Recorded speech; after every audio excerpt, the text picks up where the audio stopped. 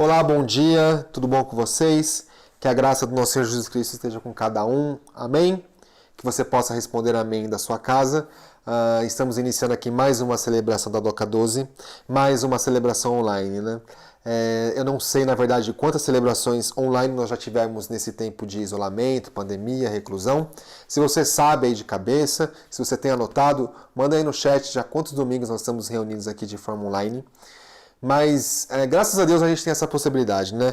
De mesmo que a gente seja obrigado a nos distanciar presencialmente, nós podemos, de alguma forma, estarmos juntos, né?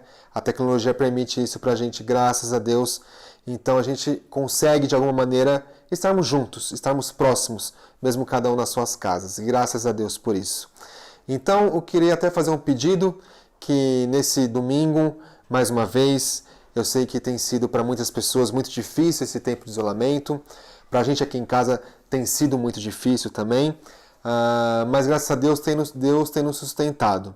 E queremos pedir que você esvazie seu coração, a sua mente, para que você possa realmente aproveitar este momento, né? Esse momento de louvor, de adoração, de palavra, que seja um momento proveitoso para você, para sua família, para sua casa, né?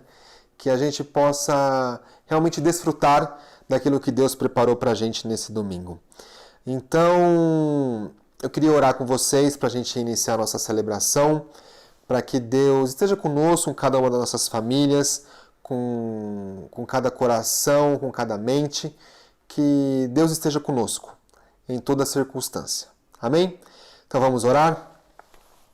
Pai, nós queremos te agradecer, porque o Senhor permite que nós estejamos mais um domingo reunidos aqui. Reunidos para louvar e agradecer ao Teu nome, junto com nossos irmãos da DOCA 12, ó Pai. Pedimos que o Senhor esteja com o decorrer aqui da nossa celebração, com o louvor, com os avisos, com a mensagem da oferta, com a palavra.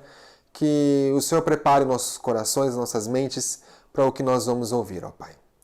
Cuide de cada um de nós, cuide de cada família, ó Pai. É isso que nós queremos pedir nesta manhã de domingo. Em nome de Cristo Jesus. Amém. Amém? Então agora vocês ficam com o Rafa Amaral, que vai trazer o louvor pra gente, tá bom? Um abraço e bom domingo para todos. Bom dia, meus irmãos, tudo bem com vocês? Um ótimo domingo de manhã para todos. É com muita alegria que a gente está aqui e a gente pode compartilhar esses momentos juntos, mesmo que online. Amém? Vamos junto?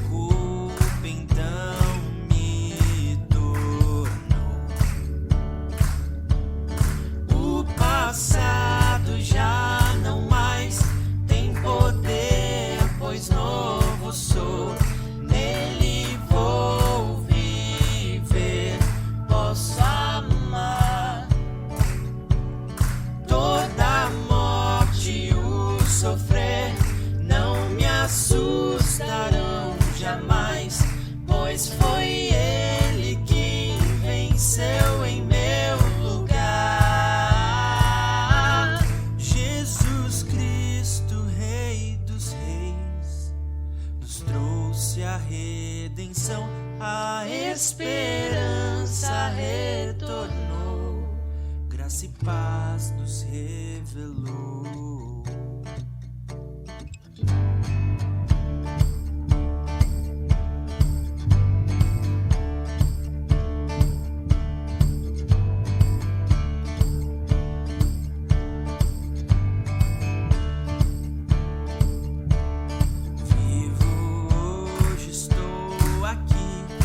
Ele decidiu me amar e então eu posso livre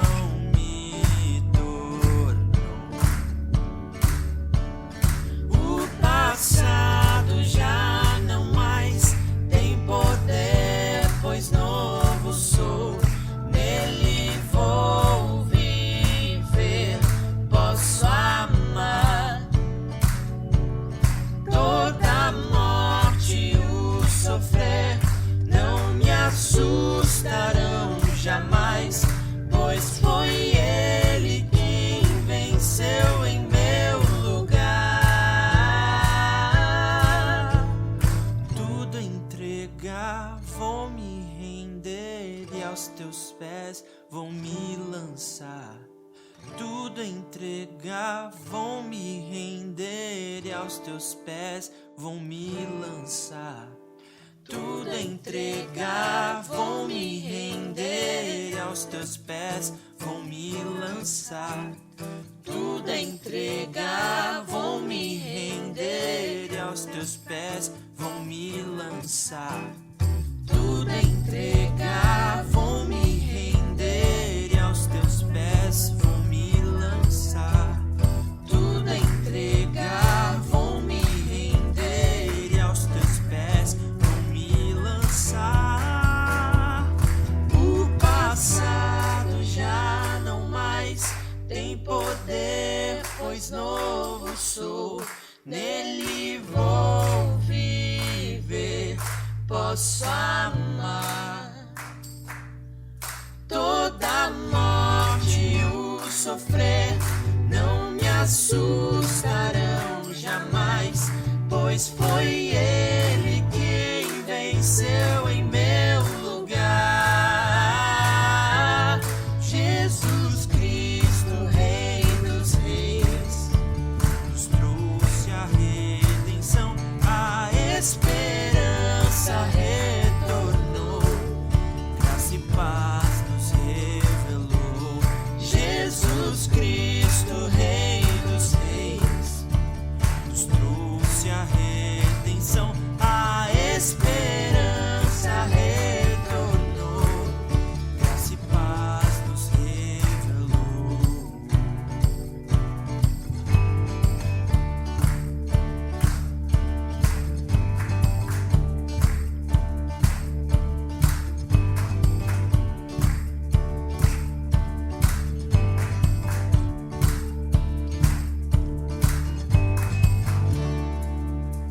Amém. Que a gente possa realmente tudo entregar e se render aos pés daquele que nos amou, aquele ousado amor que nos transborda. Amém?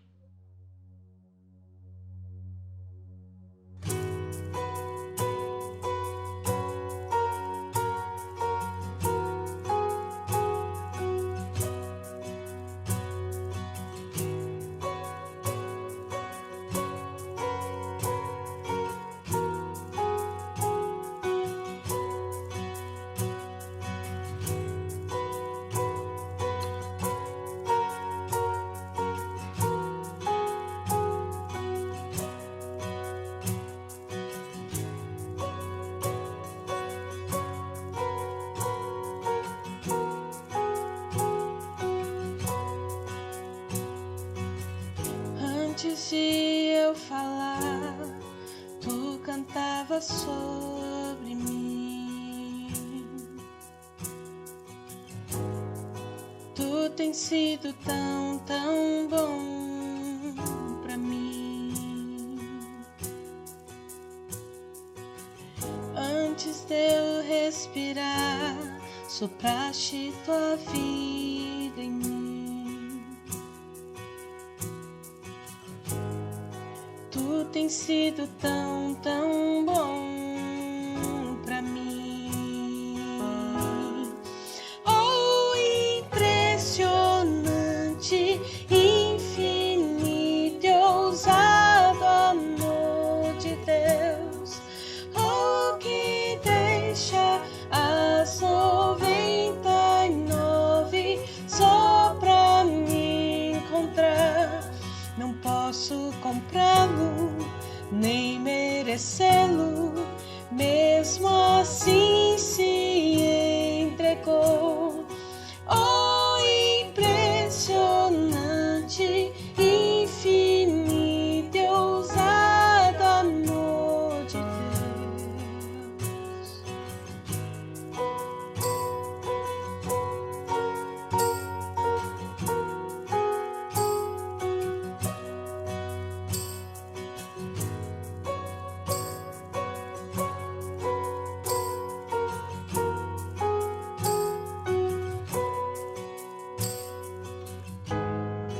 Inimigo eu fui, mas teu amor lutou por mim.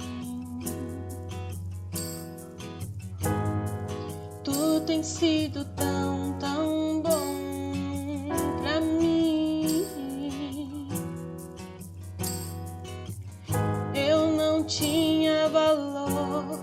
mas tudo pagou por mim.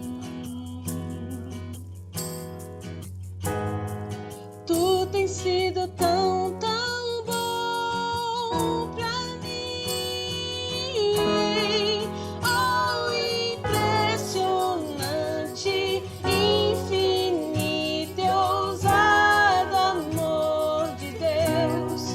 Oh, que deixa as 99 só pra me encontrar.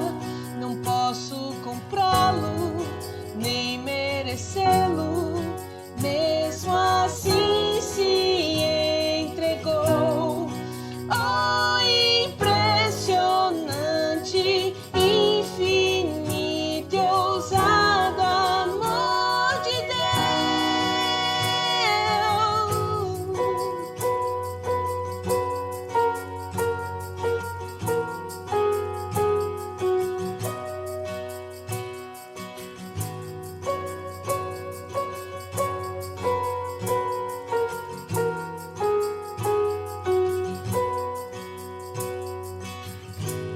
Traz luz para sombras, escala montanhas pra me encontrar. Derruba muralhas, destrói as mentiras pra me encontrar. Traz luz para sombras, escala montanhas pra me encontrar. Derruba muralhas, destrói as mentiras pra me encontrar. Traz luz para sombras, escala montanhas pra me encontrar. Derruba muralhas, destrói as mentiras pra me encontrar.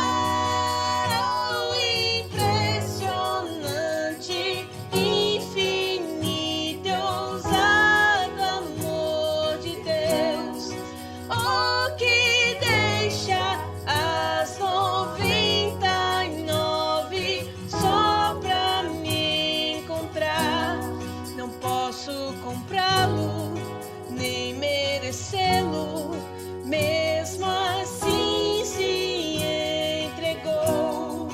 Oh, impressionante, infinito, ousado amor de Deus.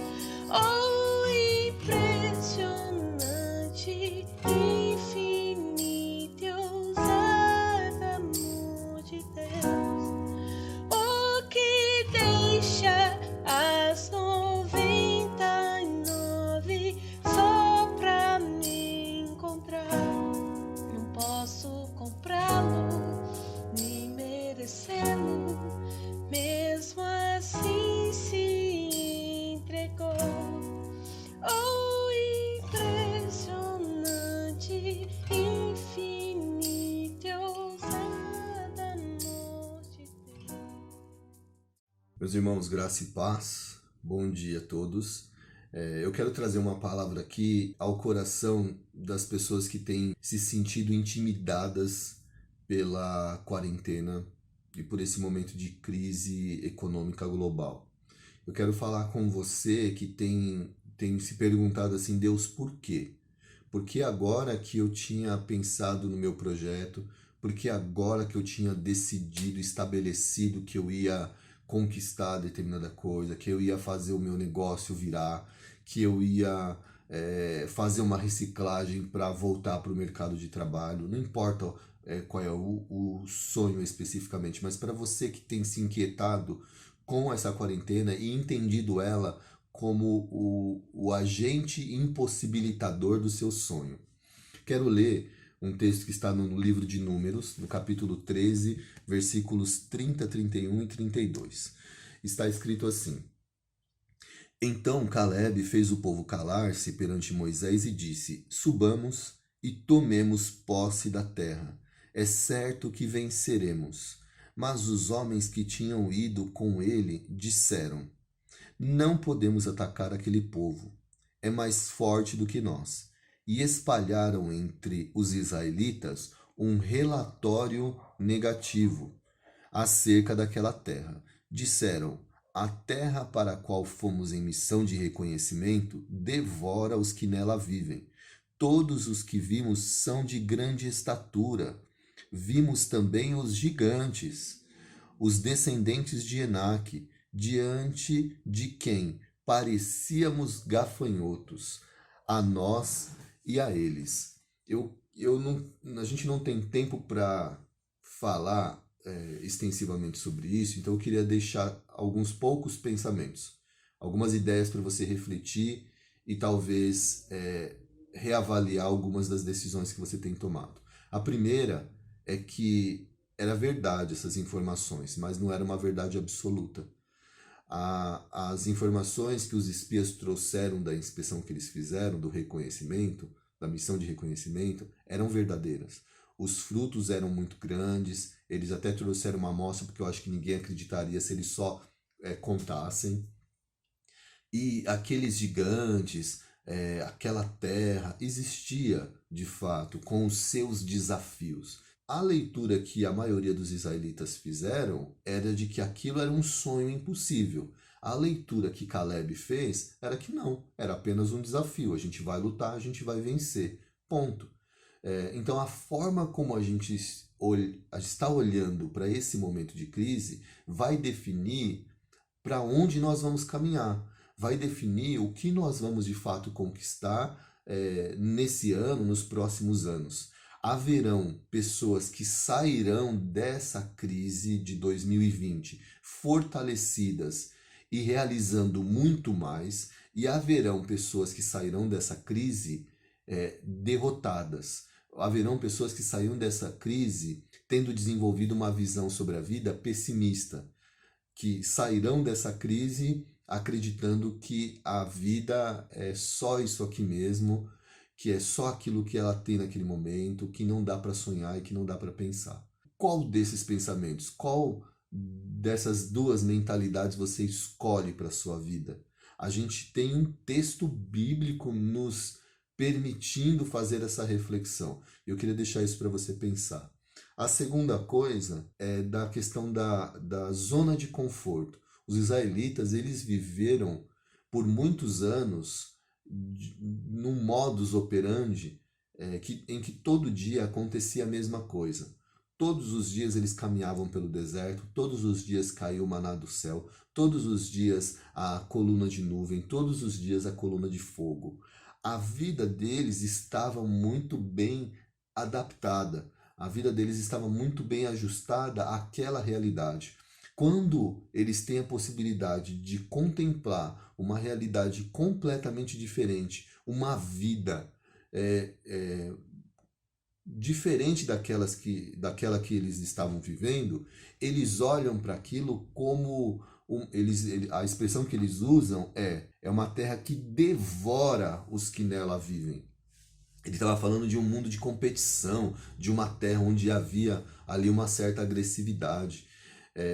Quando ele diz que era uma terra que devoram eles, significa que não dá para nós vivermos os nossos sonhos se nós continuarmos sendo quem nós somos.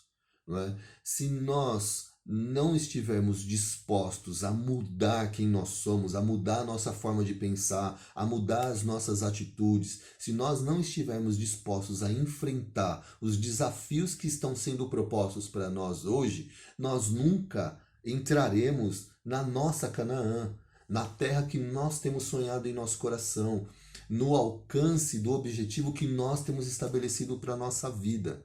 Né? E por que eles pensavam assim? Por causa da autoimagem, né? da imagem que eles tinham de si mesmo. O texto termina dizendo assim: diante de quem parecíamos gafanhotos, a nós e a eles. Ou seja, eu me reconheço como um gafanhoto e eles, os gigantes, aqueles que eu estou vendo naquela terra, também me enxergam como um gafanhoto. Agora, o ponto aqui para finalizar é que nós não somos gafanhotos. Nós somos criados à imagem e semelhança de Deus. nós trazemos dentro do nosso coração o Espírito de Deus. E o Espírito de Deus não é um espírito de temor.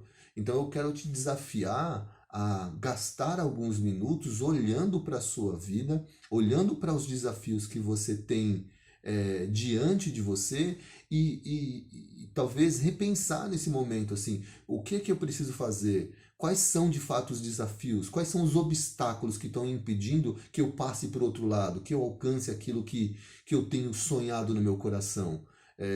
Essa é uma palavra diretiva que vocês não me ouviram falar ainda, mas eu tenho certeza que é uma palavra de Deus para o coração de você. Não é Deus quem está impedindo você de alcançar aquilo que você deseja.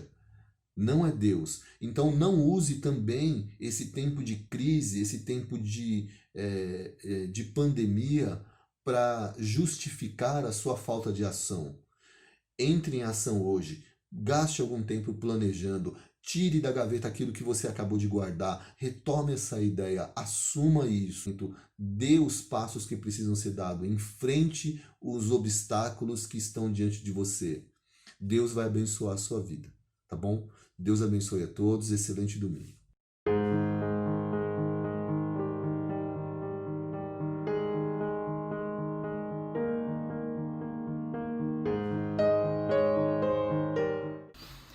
Fala pessoal, tudo bem com vocês? Que bom que a gente está junto aqui em mais uma celebração que a gente pode aproveitar junto, né? E ter esse momento tão especial nas nossas vidas. Então aproveite e seja muito bem-vindo a mais uma celebração da Doca 12. Eu tô aqui para dar alguns avisos para vocês, tá bom? Eu fui banido do louvor e me colocaram aqui para dar os avisos. Mas brincadeiras à parte, vamos lá falar sobre a nossa programação da semana que tem algumas pequenas mudanças, tá bem? Então preste bastante atenção. Na terça-feira, às 21 horas, lá no Instagram vai acontecer a live que já vem ocorrendo, é um projeto que a gente está fazendo aí de vários encontros, né? Falando sobre o fruto do Espírito. Então se você quer aproveitar e ter um momento ali de louvor, de devocional, junto com a gente, entra lá no Instagram às 21 horas, terça-feira, e a gente vai ter lá o nosso bate-papo sobre o fruto do Espírito, tá bom? Quem vai falar essa semana pra gente são dois convidados especiais nessa live.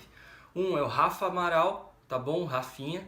E o outro é o Davi Balotin, que também vai estar junto com o Rafa ali nessa conversa super bacana, interessante, que vai agregar muito pra sua vida. Então, entra lá, 21 horas, terça-feira no Instagram.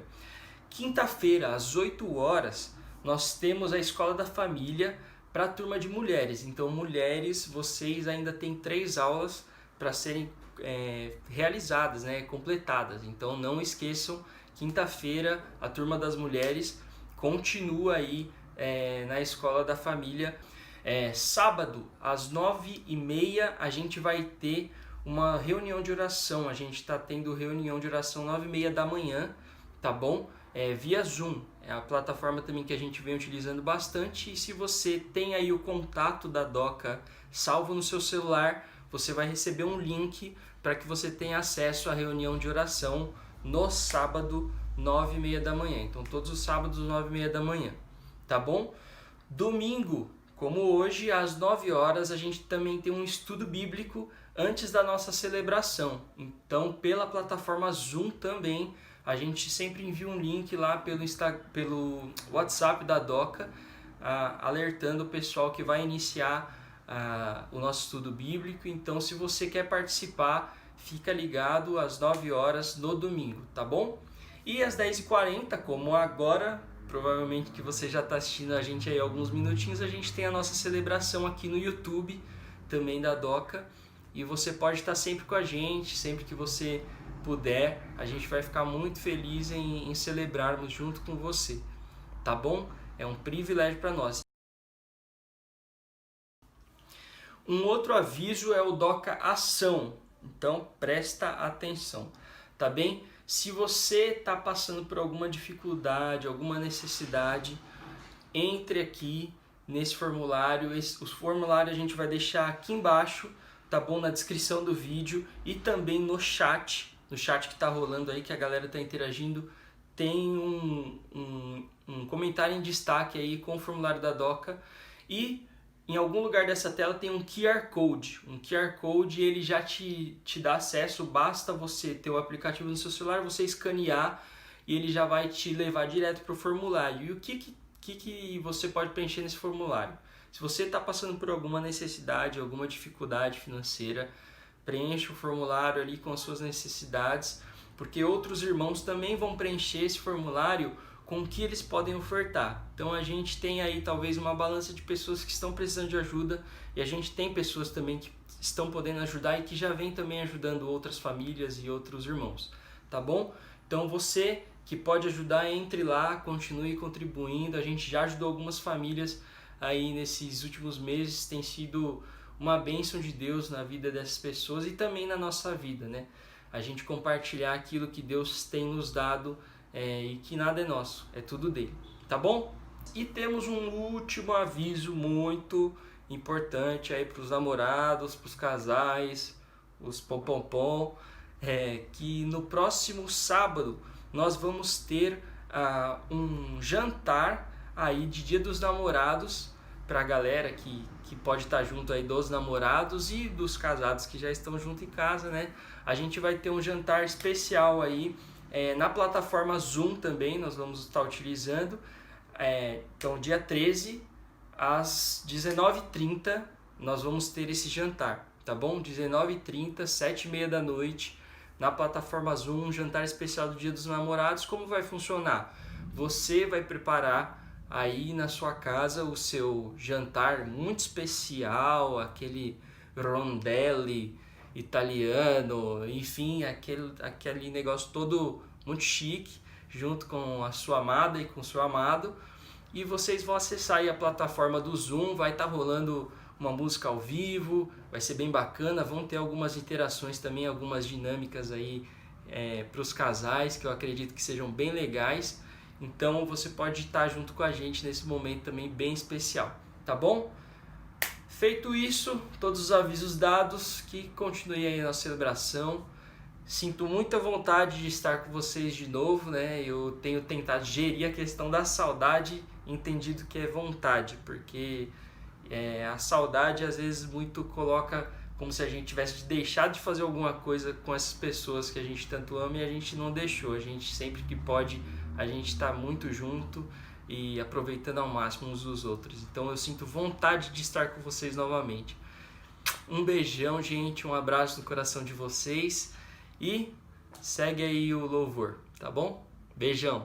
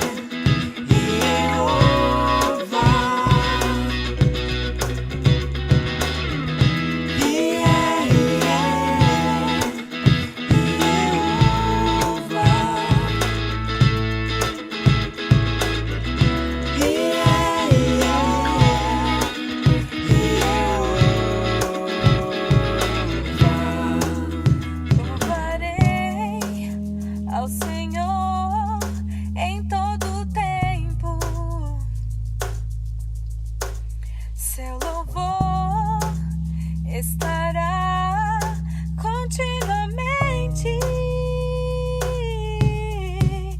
em meus lábios e também no coração.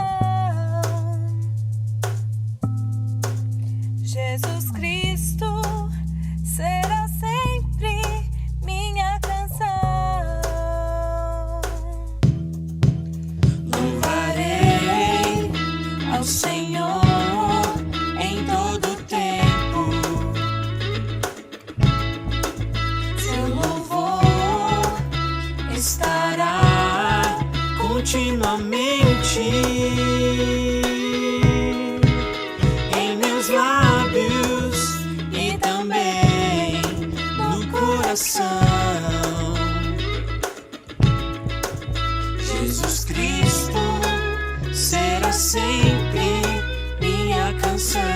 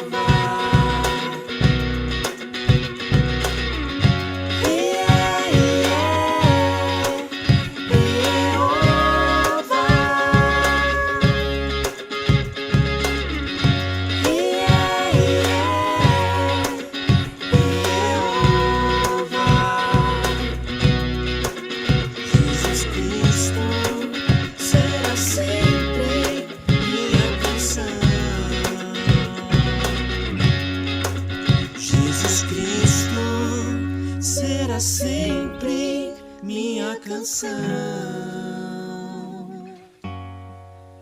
Jesus Cristo será sempre nossa canção.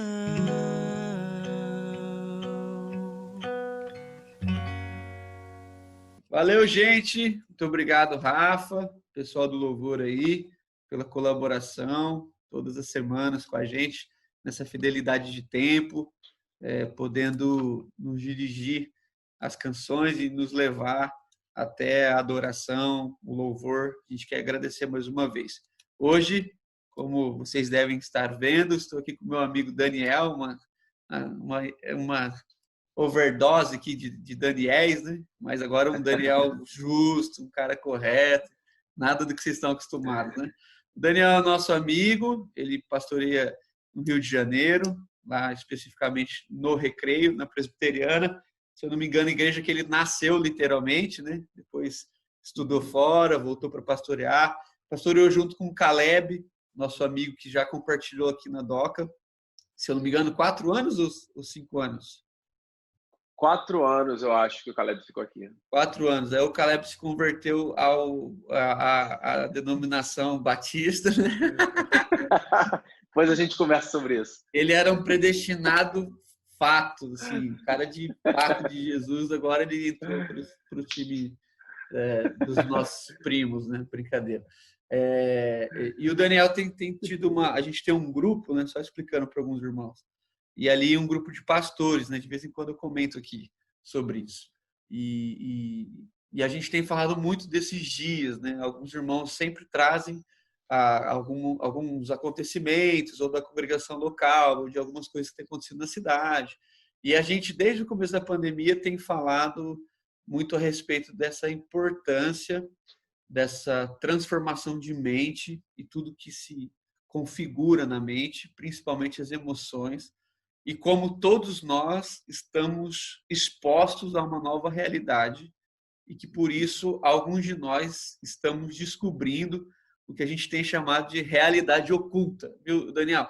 eu invento termos, viu? O pessoal aqui da igreja fala que é o Centro de Pesquisas Avançadas Daniel Coelho. Então, tem coisa que eu falo. Boa, boa. Eu chamo e depois eu vejo, sim. Mas a gente tem chamados de realidade oculta, porque eu creio que, assim como eu, principalmente nos primeiros dias de isolamento social, me vi mais nervoso do que eu pensei que eu era, mais apreensivo do que eu pensei que eu era. Eu sei que quando você relatou para mim lá no grupo, para nós, na verdade, que como psicólogo que você é também, e você tem lidado com pessoas que nunca tinham percebido as suas doenças, eu não creio que ela só desenvolveu agora, eu creio que ela se manifestou agora. Aí você vai me corrigindo depois. E quando você falou isso no grupo, atendendo pessoas que nunca tinham tratado, nunca pensavam que talvez precisavam tratar, e isso me deu um start, parecia muito com o que eu estava falando, embora eu não seja técnico, eu falo brincando, mas eu não sou mesmo, eu sou curioso assim, da mente, leio de vez em quando. Aí eu falei, seria muito bom se o Daniel pudesse compartilhar com a gente. Perguntei ao conselho da nossa igreja, eles acharam muito boa essa possibilidade. Então hoje eu queria orar com você, e aí você, aqui, como eu te falei, a gente não tem muito a crise do tempo, a gente é organizado, mas a gente não é limitado à nossa organização. Às vezes Deus fala um pouco mais, às vezes a gente consegue falar num tempo mais curto. Isso aí, para nós, é muito tranquilo. Eu só queria orar, primeiramente agradecer você, sua esposa, que deve estar em casa, seus filhos, por liberar você também assim, para a gente. E também agradecer nessa semana corrida, se eu não me engano, você tem 5 ou 6 gravações aí, de outras igrejas que você tem compartilhado também. Muito obrigado por ter conseguido arrumar um tempinho para a nossa comunidade. Quero orar, em seguida você toma o barco, a sua tela vai ficar grande para os irmãos, eu vou sair daqui, mas eu vou estar ouvindo aqui, e no fim eu te agradeço de novo aí pelo tempo, tá bom? Beleza. Vamos orar então só. Pai, obrigado por esse tempo, por essa manhã. A gente quer mesmo agradecer ao Senhor porque, embora todos nós tenhamos muitas dificuldades, estamos enfrentando um tempo muito delicado, nós temos a clareza que temos sido sustentados pelo Senhor. O Senhor é aquele que nos dirige em todos os ambientes, os favoráveis, os não favoráveis, e nós queremos entender do Senhor, da Tua Palavra, o que é do Senhor e qual é a nossa parte nessa preservação da sanidade, quais são os passos que depende de nós também tomar para que a gente permaneça sãos e assim podermos desfrutar da plenitude do Senhor e também abençoar os nossos irmãos. No nome de Jesus, abençoe muito o Daniel mais uma vez, como tem sido nesses longos anos de ministério, que a tua voz seja a voz dele nessa manhã e que o teu Espírito nos dirija e, mais do que informações necessárias, que nós possamos desfrutar da transformação do Senhor na nossa vida nesse tempo. No nome de Jesus. Amém. Amém. Amém, irmão. Deus te abençoe. Vou estar aqui ouvindo tudo. Maravilha. Maravilha. Obrigado, Daniel. Bem, primeiro eu queria te agradecer pelo convite de estar aqui com vocês, participando da celebração da DOCA.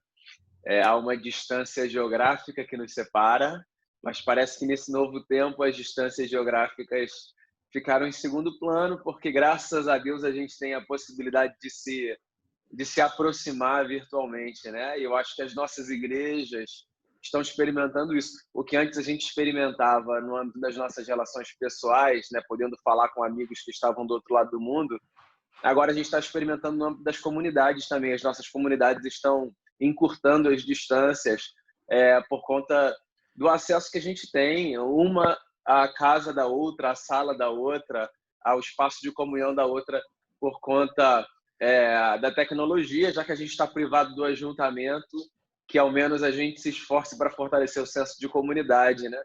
E então, assim, é uma alegria estar com você, uma alegria partilhar da mesa com você, da sua amizade, uma alegria estar junto da sua comunidade de fé, da qual eu ouço à distância, amigos que a gente já tinha em comum, antes da gente se aproximar, né?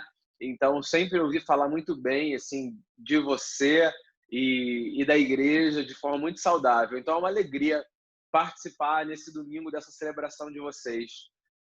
Esse tempo, de fato, é um tempo, como você anunciou, bem desafiador da perspectiva das emoções. Eu tenho contado por domingos. Esse, pelo menos na minha contagem aqui na nossa comunidade, é o 13º domingo sem reunião presencial. A gente começou no dia 15 de março. Então, na nossa contagem, esse é o 13º domingo sem ajuntamento, né? E não é só uma questão de estarmos sem ajuntamento, é também uma questão de estarmos recolhidos nas nossas casas. E aí, se você pegar a média do tamanho das casas, das pessoas, né, na população brasileira de forma geral, isso significa estar recolhido para a maioria das pessoas. Eu estou falando aqui de forma muito generosa, num espaço menor do que 80, 90 metros quadrados. Estou falando de forma muito generosa, porque há famílias que vivem com muito mais restrição, né, num espaço muito mais restrito do que esse. Mas, assim, nós estamos há 13 semanas, talvez, aproximadamente, em casa, sem poder fazer coisas que nós fazíamos, sem as distâncias, sem irmos para o trabalho fisicamente, para o cinema, para um restaurante, para o prédio, né, onde as nossas igrejas se reúnem, para as atividades de lazer. E essa experiência de restrição de mobilidade, essa experiência de medo de um vírus que nos atinge a todos indistintamente, essa experiência da privação da atividade que resulta em efeitos econômicos significativos, toda essa experiência ela tem consequências muito profundas nas nossas estruturas emocionais, né? Então, eu tenho lidado pastoralmente e também clinicamente com muitas pessoas, ou pessoas que já atravessavam quadros, por exemplo, do espectro da ansiedade, quadros depressivos, ou de outra ordem também relacionada à saúde mental, e que agora tiveram seus quadros potencializados, pessoas que vivem sozinhas e que agora experimentam não apenas a solitude, mas vivem solidão. Eu acho que esse tempo é um tempo muito sensível, de maneira geral, e que leva a gente mesmo a pensar muito, a falar muito e a orar muito pela nossa saúde mental. Eu tenho insistido aqui na comunidade e onde eu converso com amigos sobre a importância de a gente pastorear os nossos afetos. Eu acho que esse tempo é um tempo muito necessário para a gente dar uma atenção que talvez muitos de nós não estivessem acostumados a dar aos nossos afetos, às nossas emoções. Acho que uma das formas da gente fazer isso é se abençoando mutuamente enquanto comunidade, estando nesses ajuntamentos virtuais, que também são reais, né? Só não são presenciais, cantando juntos. A gente está descobrindo outros lugares, Daniel. A gente está descobrindo a Bíblia, a oração, como lugares existenciais, né? O prédio não está mais disponível momentaneamente. Talvez um efeito colateral muito positivo disso seja nós estamos ressignificando o lugar do encontro na oração, na palavra, no desejo que nós expressamos aos outros de paz. E isso tudo tem a ver com a nossa fé, e isso tudo tem a ver com a nossa sanidade também.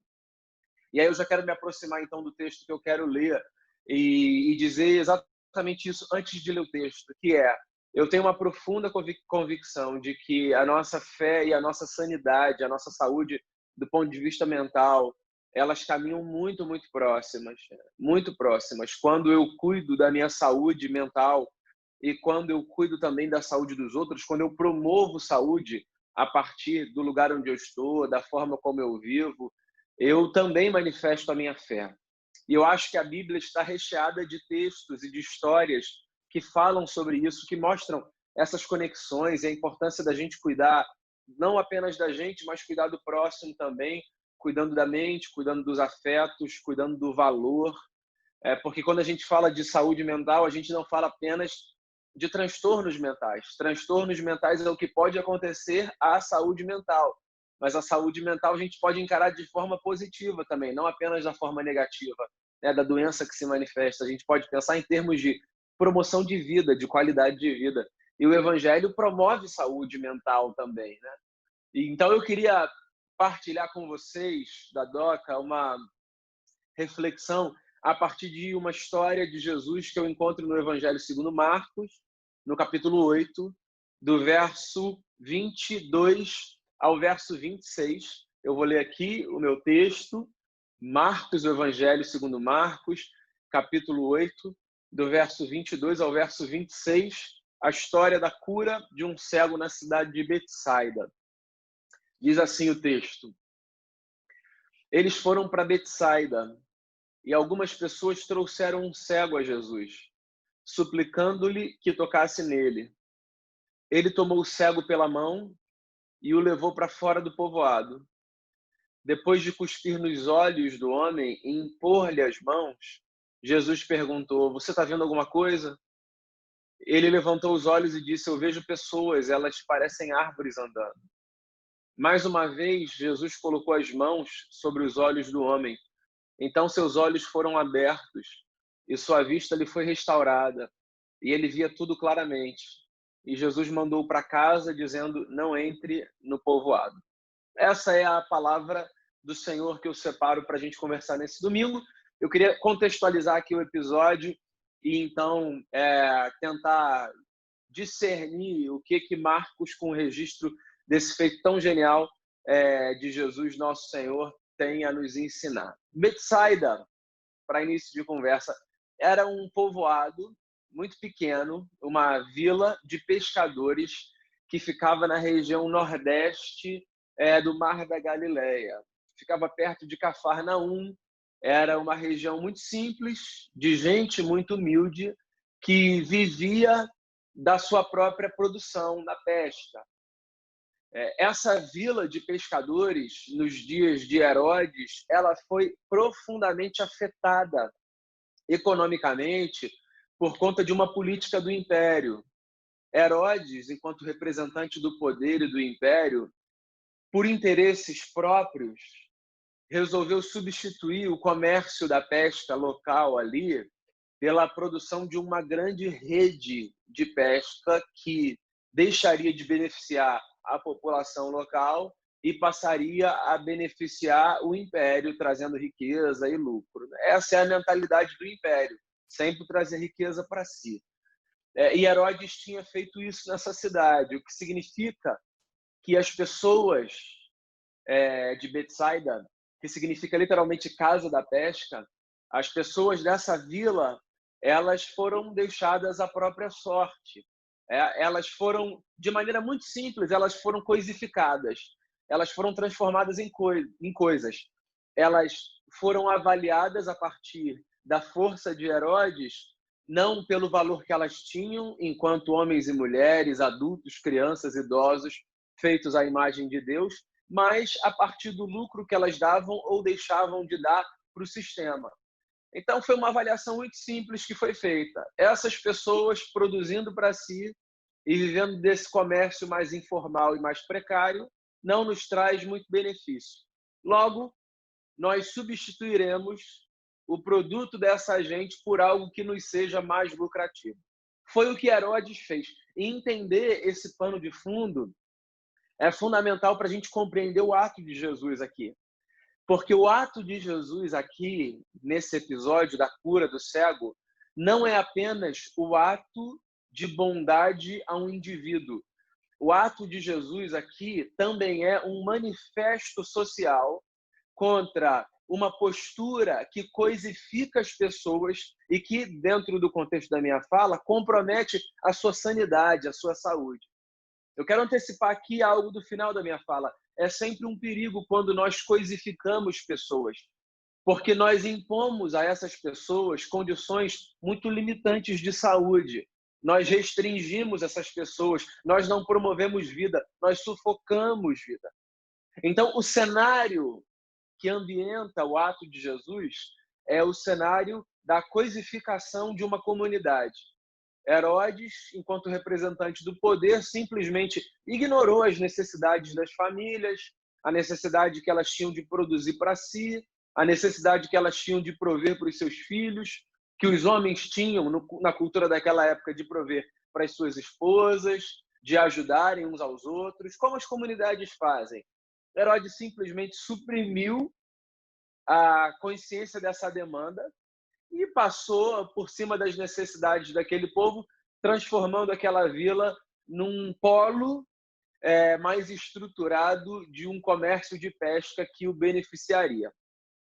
E aí Jesus aparece nessa cidade, nesse vilarejo chamado Betsaida, e a Jesus é trazido por amigos um homem cego.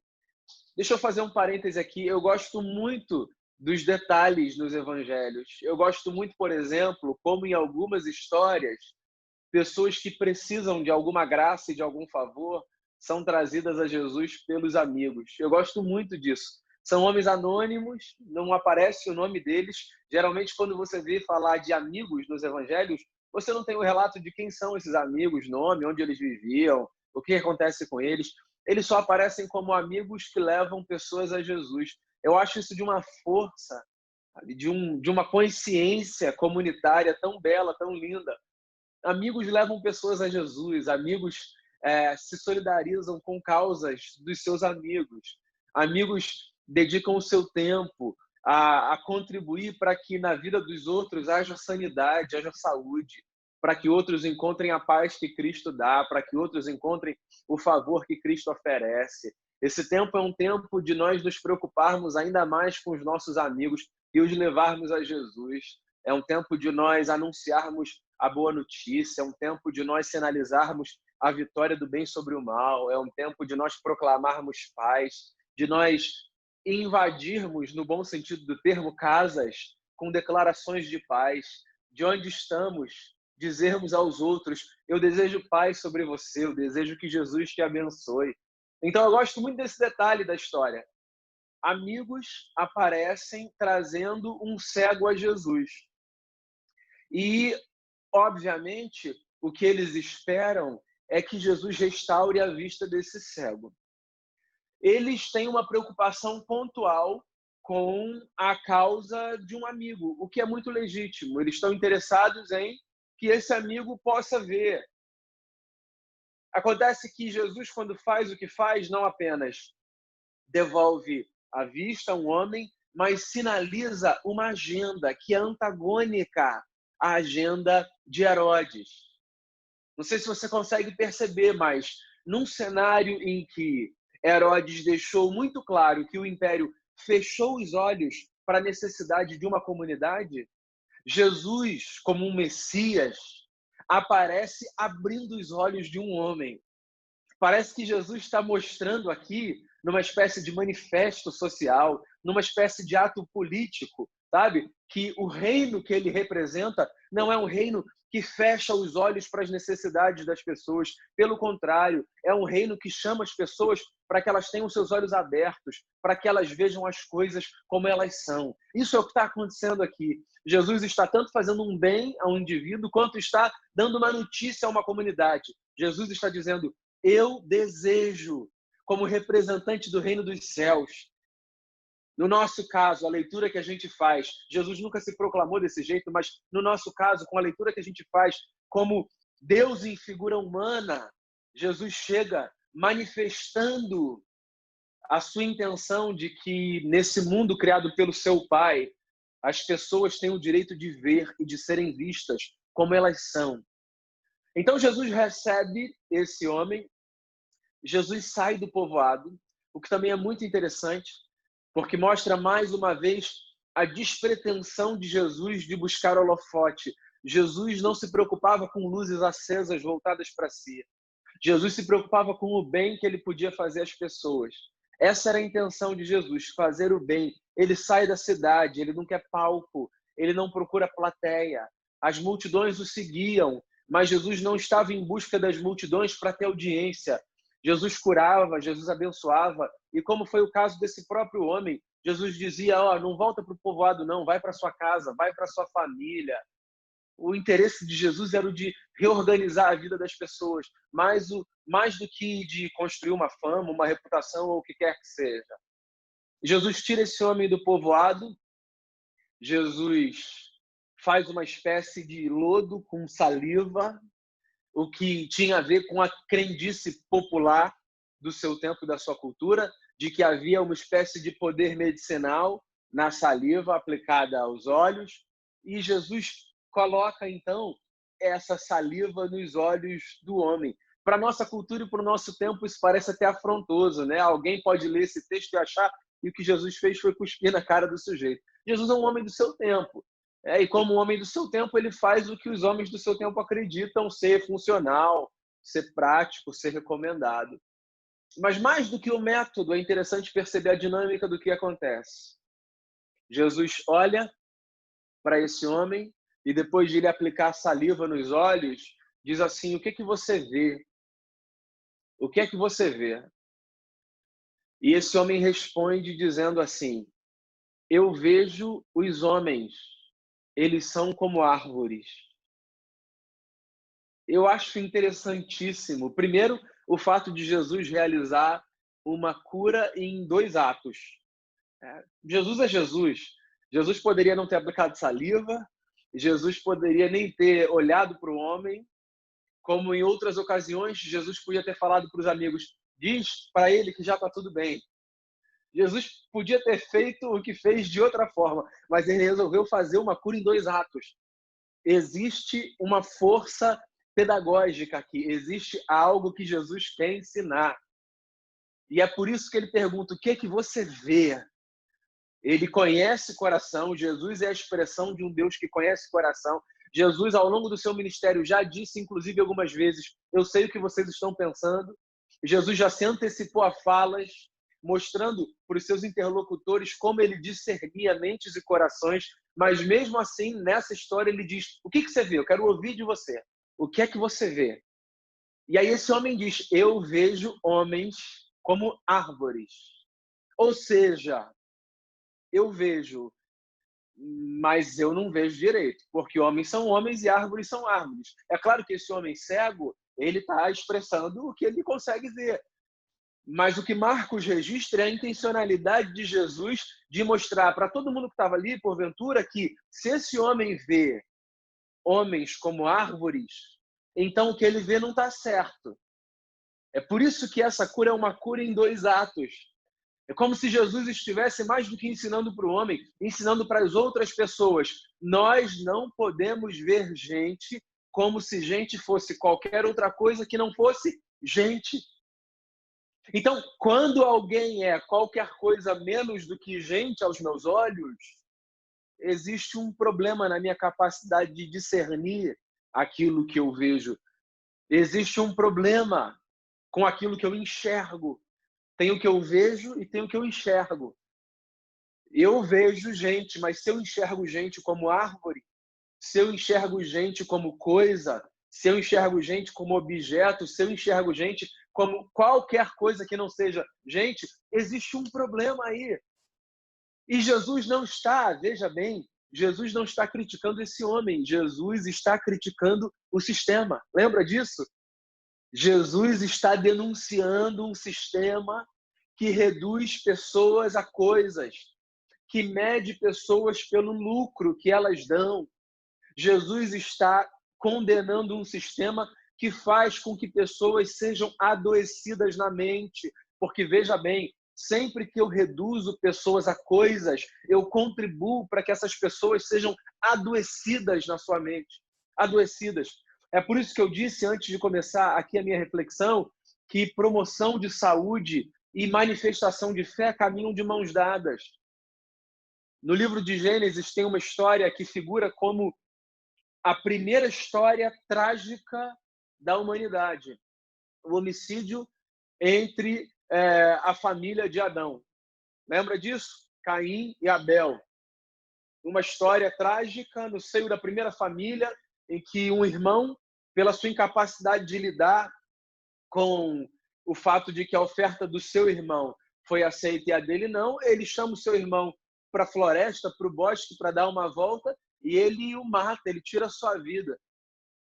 E quando ele é arguido por Deus sobre onde está o seu irmão e o que ele fez, e ele inclusive nega primeiro, dizendo: eu não sei, por acaso eu sou tutor do meu irmão?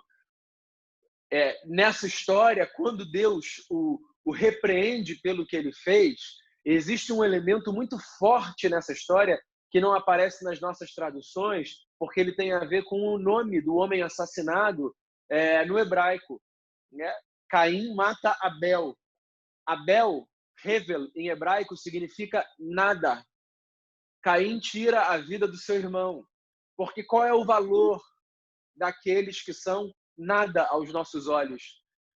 Então, essa história figura no início do nosso livro como uma lembrança de que tragédias sempre acontecem quando alguém, aos nossos olhos, vira sinônimo de nada. Quando a gente, voltando aqui então para o texto de Marcos, quando a gente coisifica pessoas, quando a gente trata pessoas como se elas fossem menos importantes, a gente está vendo um alvoroço no mundo, no meio de uma pandemia. A gente está vendo um alvoroço no mundo por conta da indignação de uma comunidade que ultrapassa fronteiras de países e de nações, dizendo basta. As pessoas não serão reduzidas, coisificadas pela cor da sua pele. Nós vivemos no nosso país dilemas profundos de pessoas que são coisificadas, reduzidas a nada, que têm o seu valor subtraído por conta do CEP onde moram. E essa história se repete em contextos diversos. Pessoas são coisificadas por conta da sua orientação sexual, por conta do seu credo, por conta da sua ideologia política. O sujeito é coisificado porque ele é de esquerda, o sujeito é coisificado porque ele é de centro, ele é coisificado porque ele é de direita. A gente tende a viver num mundo onde as pessoas são reduzidas a coisas. Percebe que homens como árvores não é só uma descrição engraçada de que a cura não aconteceu completamente? Homens como árvores é a denúncia de que as coisas não estão no seu lugar, a menos que pessoas sejam vistas como pessoas. E é por isso que Jesus repete o ato. E ele pega a saliva de novo e ele esfrega nos olhos desse homem. E aí, então, depois de perguntar mais uma vez o que é que você vê, Jesus ouve desse homem a seguinte resposta: agora eu vejo tudo perfeitamente. E aí está a cura que o Evangelho traz.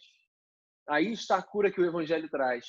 O Evangelho restaura a nossa capacidade de vermos as coisas como elas são.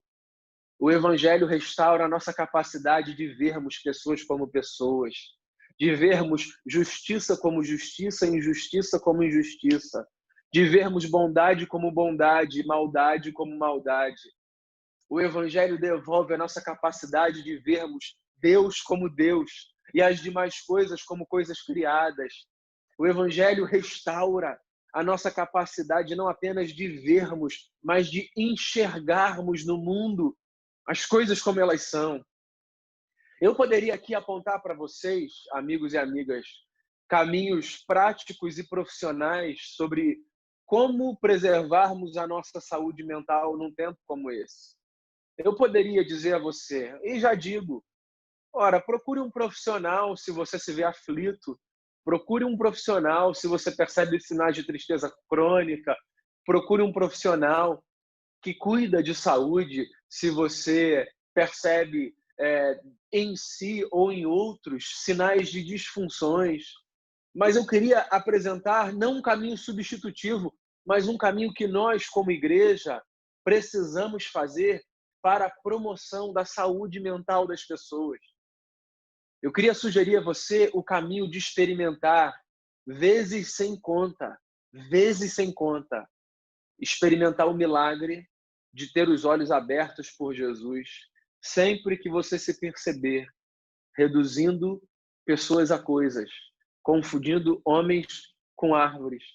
Eu queria encorajar você, sempre que você se perceber imerso numa lógica que pode nos seduzir, de medirmos pessoas por outras coisas que não seja pelo valor que elas têm, por terem sido feitas à imagem do Eterno e por serem homens e mulheres pelos quais Jesus de Nazaré morreu e ressuscitou o terceiro dia, sempre que você abdicar dessa leitura fundamental e escolher qualquer outra lente a partir da qual enxergar o seu semelhante, eu queria encorajar você a pedir para que o Evangelho de Jesus tire qualquer cegueira que nos impede de ver tudo perfeitamente. A gente vê tudo perfeitamente não quando a gente tem um discernimento impecável e impoluto da história. Nós somos falhos e as nossas leituras, elas são falhas como nós. Mas nós começamos a ter uma percepção perfeita da história quando nós nos rendemos ao poder de Jesus, que nos restaura, que nos liberta, que nos devolve a graça de olharmos para os nossos semelhantes como irmãos e irmãs. Eu penso, amigos e amigas, e eu com isso me encaminho para o fim da minha reflexão. Eu penso que se existe um ato no qual a Igreja de Jesus hoje deve se empenhar profundamente pela promoção da saúde nesse mundo, esse ato é o ato de anunciarmos que existem fraternidades na história. Nós estamos, enquanto igreja, muito acostumados a percebermos a fraternidade da fé. Nós somos irmãos em Cristo Jesus. E isso é belíssimo. Mas a gente já entendeu isso. Existe uma outra fraternidade extremamente fragilizada nesse tempo. E eu penso que a igreja tem a responsabilidade e o privilégio de anunciar essa fraternidade ao mundo. Nós precisamos anunciar ao mundo que, do ponto de vista da humanidade, nós somos todos irmãos e irmãs. A fraternidade da raça, que nos protege de olharmos para os nossos semelhantes como coisas. Todos somos irmãos e irmãs de raça. O que significa que, na medida do possível, dentro das nossas limitações, todos devemos desejar a todos o bem, a paz e a saúde que Deus, o nosso Pai, tem a nos oferecer. Eu aprendi com Paulo Júnior, amigo de vocês, que nesse mundo a gente não pergunta para as pessoas se elas querem ser filhas de Deus. A gente só diz a elas a boa notícia de que elas têm um pai. Sim, a gente precisa anunciar para as pessoas. E existe uma família, a da fé, e todas estão convidadas à mesa, mas existe uma grande família, a da raça, a família universal. Entre os rabinos de Israel, e eu fecho com essa história, há um conto que diz que um discípulo perguntou ao seu mestre quando é que deixava de ser noite e começava o dia. E ele disse: mestre, quando é que deixa de ser noite e começa a ser dia? É quando as últimas estrelas deixam de aparecer no céu? E o mestre disse a ele: não é quando as últimas estrelas deixam de aparecer no céu. Então, mestre, quando é que deixa de ser noite e passa a ser dia? É quando a gente consegue discernir um cachorro de uma cabra, porque de noite a gente não consegue, de dia a gente consegue discernir que bicho é que bicho. E o mestre disse: não é quando a gente consegue discernir um cachorro de uma cabra. Pois então, mestre, quando é que deixa de ser noite e passa a ser dia? E o mestre disse ao seu aluno: deixa de ser noite e passa a ser dia quando nós olhamos na face do nosso semelhante e nós enxergamos nele ou nela o nosso irmão e a nossa irmã. E pela nossa saúde, pela saúde das nossas comunidades, pela saúde das nossas famílias, pela saúde da nossa sociedade, pela saúde da raça humana, eu queria encorajar você a, como eu, nos lançarmos diante do mistério do milagre que só Jesus pode provocar na nossa vida, que é abrir os nossos olhos para que ninguém veja ninguém como árvore ou como qualquer coisa menor do que homens e mulheres nos quais Deus imprimiu a sua imagem, sobre os quais soprou o seu espírito e pelos quais deu a vida do seu filho, que na cruz morreu e no terceiro dia ressuscitou, nos oferecendo vida, esperança e alegria plena. Eu queria fazer uma oração com você e encerrar então aqui a minha fala. Pai, eu quero te dar graças pelo privilégio de estar com os meus irmãos e com as minhas irmãs. E num tempo tão desafiador como o nosso, num tempo em que a nossa saúde mental é esticada, num tempo em que a gente se vê desafiado de tantas formas, eu queria rogar que a experiência da cura daquele cego naquela cidade, naquela vila sufocada, aquela vila para a qual o império havia fechado os seus olhos, que a experiência da cura daquele homem seja um símbolo da experiência da nossa cura em face de qualquer que seja a nossa cegueira. Se para aquele homem foi um milagre literal de ter os seus olhos abertos e de poder ver, que no nosso caso seja o milagre simbólico de termos escamas derrubadas dos nossos olhos e podermos enxergar as pessoas como elas são. Que nós, num mundo de tanto ódio, ofereçamos amor uns aos outros e que nós contribuamos mutuamente com a promoção da saúde, não apenas das nossas famílias, mas de todas as pessoas, desejando a elas o que Jesus nos ensinou a desejar: a paz, o bem, a justiça e a bondade. Que a tua misericórdia repouse sobre a nossa vida, que o Senhor nos cerque de amigos que nos levem a ti quantas vezes forem necessárias, que o Senhor faça de nós esses amigos que levam outros e que todos experimentemos o mesmo milagre de ver Jesus nos curar de uma cegueira que coisifica pessoas. É no nome do Cristo que abriu os nossos olhos que eu oro agradecido. Amém. Amém. Muito obrigado, Daniel. Uma alegria estar com vocês, meu amigo. Amém, cara. Voltei aqui. Cara, obrigado. Sim, estava falando, eu vou aproveitar que eu tenho uns 5 minutos aqui, te fazer uma pergunta. Não estava no script. Também nem sei se a gente coloca ou não, depende do nosso tempo. Mas assim, eu acho que seria oportuno. Você falou algumas coisas e mexeram muito comigo aqui, estou refletindo, né? Acho que quase todo mundo deve estar nesse mesmo lugar que eu de reflexão, né? Dessa necessidade, após ouvir essa riqueza do texto. Nesse tempo, assim, uma pergunta, já que aproveitando você, nesse tempo, eu tenho percebido que uma das coisas que mais matam a gente é a forma como os outros nos veem e também é a forma que a gente se vê. Então, aquele negócio que eu chamei do oculto, do real oculto, né? Assim, será que para nós, assim, para mim, fica uma coisa muito latente da sua fala, embora você não falou essa frase, mas ela foi formulada aqui na minha mente. Lembrar sempre da forma como Jesus nos vê é uma forma de também trabalhar a saúde da nossa mente.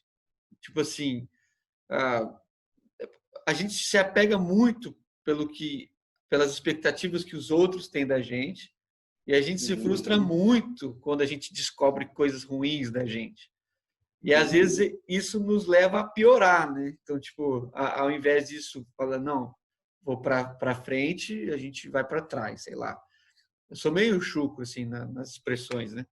Mas eu queria propor esse convite para algumas pessoas, né? Tá sempre lembrando que na contextualização do império e da forma como as pessoas coisificavam os outros, eu creio que a gente também coisifica a gente mesmo quando a gente está descobrindo quem nós somos.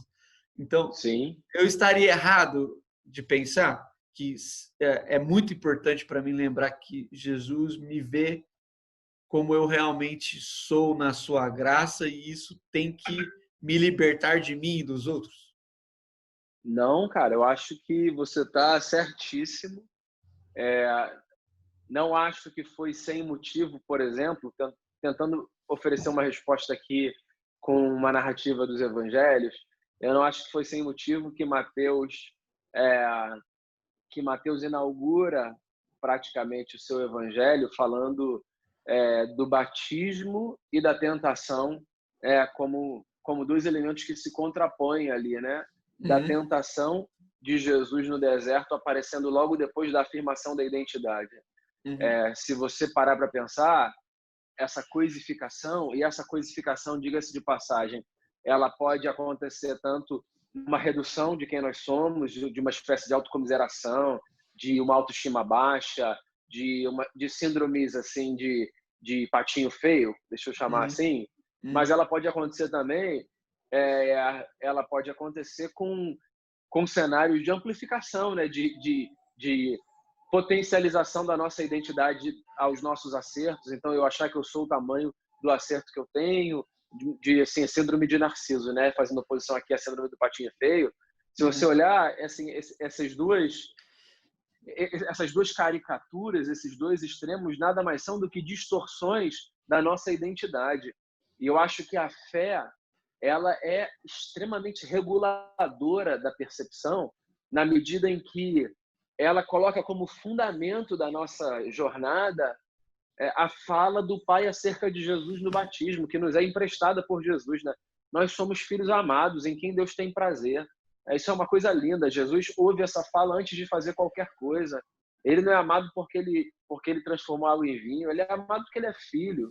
Aí eu acho que a gente precisa ter essa consciência. É claro que se eu for agora fazer uma equivalência aqui científica, né? É evidente que, por conta de comprometimentos, às vezes patológicos, uma simples reflexão, e simples eu estou usando aqui no sentido de apenas uma reflexão, pode não ajudar uma pessoa a lidar com as complicações que ela tem de identidade de percepção. Então, ela pode precisar de assistência terapêutica, de assistência psiquiátrica, do uso de medicação. Então, tudo isso é fundamental. Não é substitutivo. Mas, assim, no geral, para as lutas que a gente vive, nas crises com identidade, quer seja para cima ou para baixo, o Evangelho de Jesus, ele tem um elemento central, cara. É exatamente isso. Quem eu sou em Cristo, amado, acolhido, perdoado. Lembrar disso é fundamental para os nossos dilemas diários. Tá, obrigado. Então eu poderia traduzir tipo assim, não são acerca dos meus acertos, né? Nem também tão pouco dos meus erros, mas daquilo que Deus diz que eu sou, né? Então, a identidade de filho é para mim suficiente para lidar com os meus traumas e com a minha soberba. Sim, eu acho exatamente, acho que são dois extremos que a gente deve evitar e que são tentações muito fáceis da gente ceder, né? Tanto na nossa análise dos outros quanto na nossa própria. Achar que a gente tem o tamanho do nosso erro ou o tamanho do nosso acerto, ou que o outro tem o tamanho do seu erro ou o tamanho do seu acerto. A gente tem o tamanho da definição que o Evangelho nos dá, o tamanho de filhos acolhidos e filhas acolhidas pela graça. Então tá bom. Obrigado, cara. É que eu fico pensando assim, já que estamos aqui, né? Vamos perguntar, né? Aí a gente vai encerrar junto aqui, então. A nossa celebração é muito, muito leve, assim, a gente termina dessa forma mesmo. E como a gente tem feito há uns 4 anos já, né? Incentivado irmãos a buscarem a sua identidade na espiritualidade, obviamente, mas também a entenderem que nós vivemos essa esfera da dinâmica do corpo e que alguns de nós precisam de um auxílio. Isso não nos faz melhor nem pior. Exatamente. Não se refere a uma qualidade de pessoas que atingiram um nível ou outro nível. Então, mais uma vez, a gente quer terminar dizendo que se nesses últimos 3 meses você tem se deparado com dilemas maiores que estão ocupando mais o seu tempo do que você estava acostumado, que está te fazendo perder o sono, tem causado medo, dores. Então, nós, além da oração, além da leitura das Escrituras, que você busque um profissional. E se você quiser acesso lá à equipe que o Daniel trabalha, você vai até o Instagram dele lá, Daniel Manazes, e conversa com ele. Quero te despedir na paz de Jesus, que esse domingo, bem como essa semana, seja uma semana de profunda reflexão, de intimidade, que a gente continue meditando sobre esses frutos, né? E esse fruto do Espírito. O Daniel está comigo lá no livro, no projeto, esqueci de falar. Acho que isso vai fazer com que venda mais, né, pessoal? Nossa, o Daniel vai dar. Olha lá. O Daniel vai estar. Daniel, não, pelo menos esses que escutaram essa pregação aqui, né? Então, gente, eu tô, mas o Daniel também tá. E dá uma equilibrada na competência do texto. Então, bom em paz. Muito obrigado, Daniel. Valeu demais mesmo. Que em pouco tempo você possa estar presentemente aqui, a nos abençoar Amém. na nossa congregação. Um abraço, Daniel, um abraço, pessoal. Bom domingo, bom abraço. almoço. Fiquem na paz. Valeu!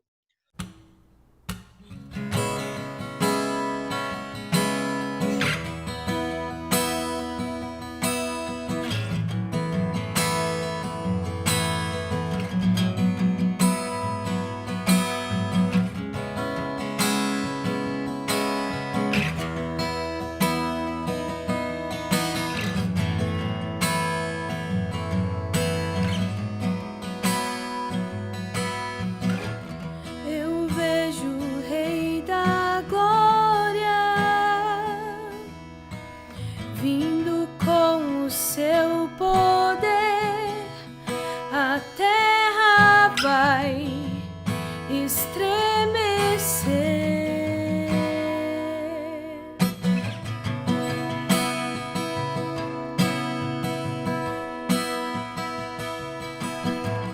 Eu vejo a sua graça,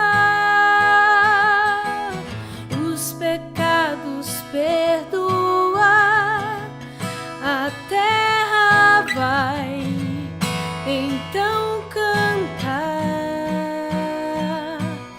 Hosana, Hosana, Hosana nas alturas. Hosana,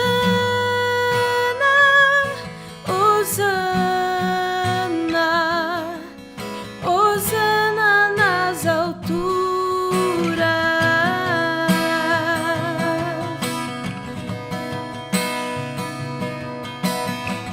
Eu vejo um povo eleito assumindo seu lugar pra sua fé compartilhar. Eu vejo o avivamento quando o seu povo orar e o buscar, e o buscar. Hosana, Hosana, Hosana nas alturas. Hosana,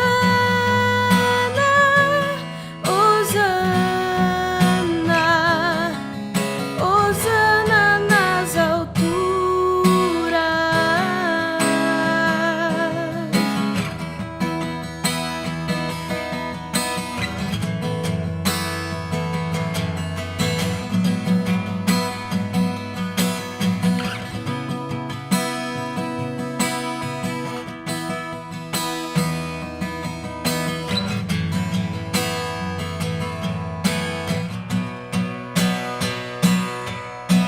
Limpa o meu coração, abre os meus olhos para que eu possa ver. Eu quero amar-te como tu me amas. Eu quero ser igual a ti. Tudo o que sou é pro teu louvor, pois contigo eu vou